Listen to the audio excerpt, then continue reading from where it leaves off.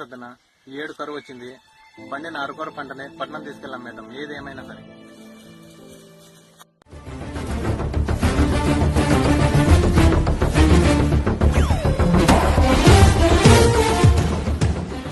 కొట్టుకోడు తీసుకెళ్లారు. సరుకు మా పట్టణానికి చేరగానే మీ డబ్బులు చెప్పి వెళ్తారు.